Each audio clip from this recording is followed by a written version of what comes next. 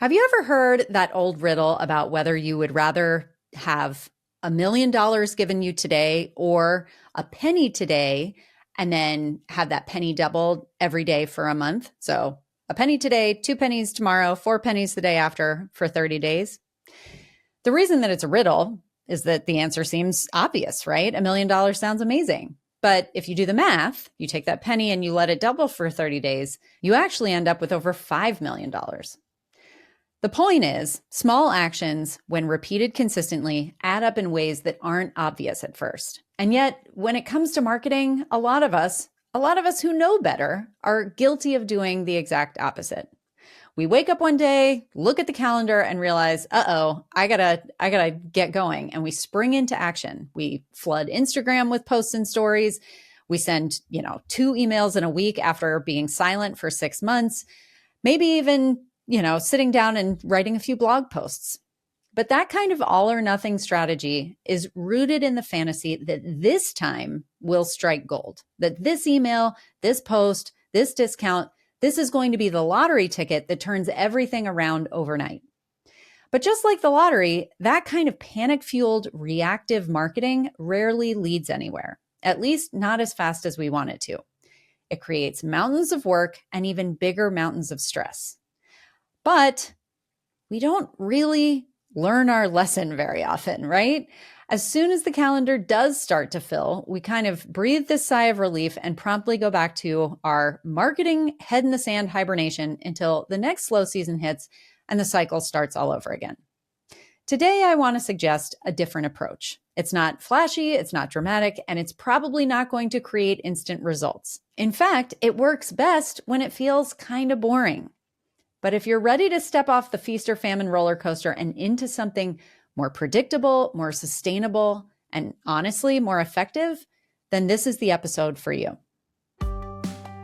Welcome to This Can't Be That Hard. My name is Anami Tonkin, and I help photographers run profitable, sustainable businesses that they love.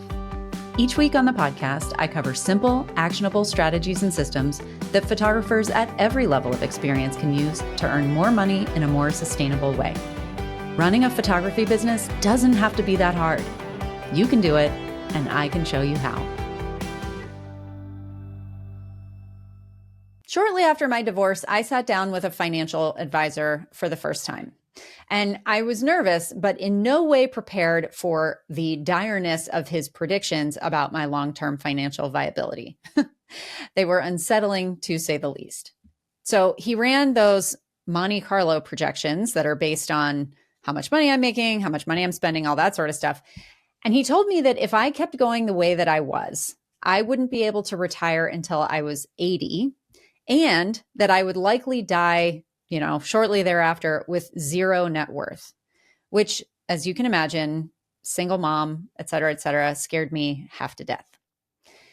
As we combed through my expenses, he kept suggesting that I, cut this, trim that, from things that already felt bare bones. I, wanted to scream like, you can't get water from a rock.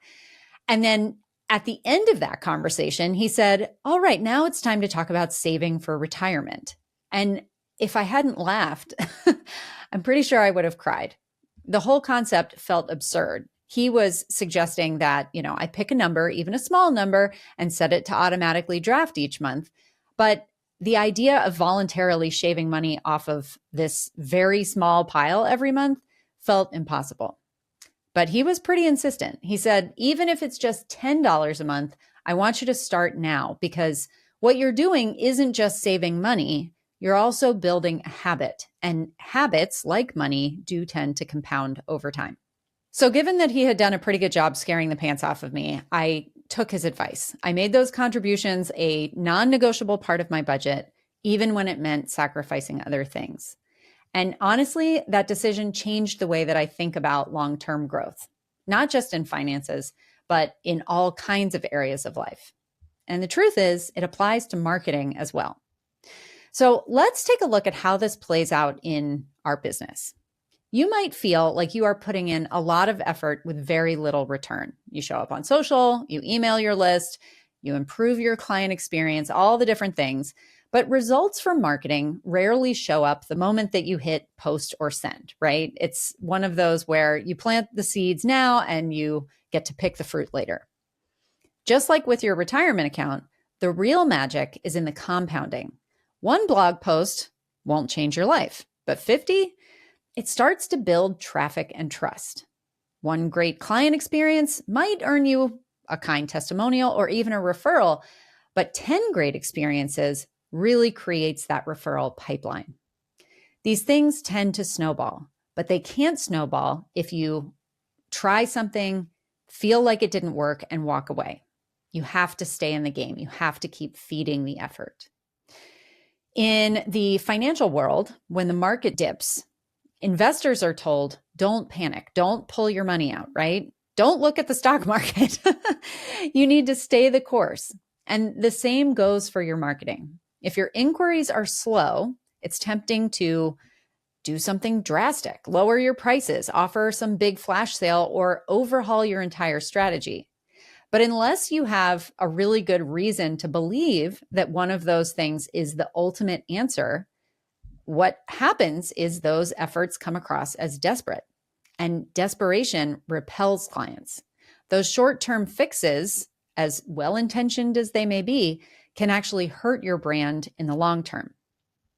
On the other hand, having a marketing system, something that you do consistently, kind of regardless of how busy you are, how slow you are, how you're feeling that day, it's just on your calendar and you stick to it. That system helps you ride those waves without spiraling. You don't have to show up every single day. You don't have to show up even every single week, but you do have to show up regularly. The photographers who get steady leads are the ones who keep investing small, consistent amounts of time, energy, and intention month after month, year after year. That might mean sending a couple of emails every month. It might mean posting, 3 or 4 times a week on social media. It also can mean things like setting it on your calendar to reach out to one past client every Friday with an email or like a personal note in the mail. It doesn't have to be fancy. It doesn't have to be expensive. It just has to be consistent. And this is a short episode. This probably isn't blowing your mind wide open. I figure we're probably all in the middle of a little bit of a slow season. So I wanted to time this to remind you to get back to it, right?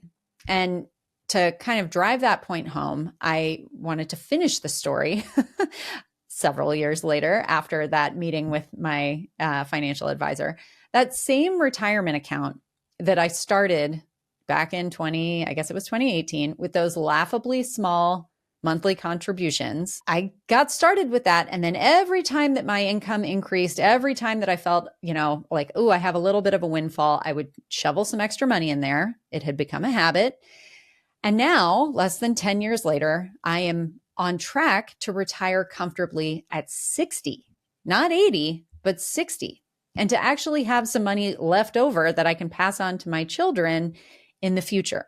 Now, that's not because I got some sort of windfall, and it's not because I made some sort of brilliant investment. The only thing that I can really attribute that to is the fact that I created a habit. I promised myself that I was going to stick with it, and I let time do its thing.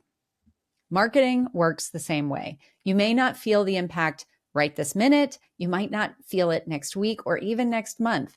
But if you stay the course, if you keep showing up, you will build something reliable, something you can count on, and something that supports you even when things around you get rocky. So keep making your deposits, even when things feel small, even when you feel invisible, because over time, those efforts add up. And photography is a game that is so worth staying in. You guys have a great week. That's it for this week's episode of This Can't Be That Hard. I'll be back same time, same place next week. If you like the show, be sure to check out thiscan'tbethathard.com to explore all the resources we have for photographers. And of course, it would mean the world to me if you would leave a review of the show on iTunes or Spotify. As always, thanks so much for joining me. I hope you have a fantastic week.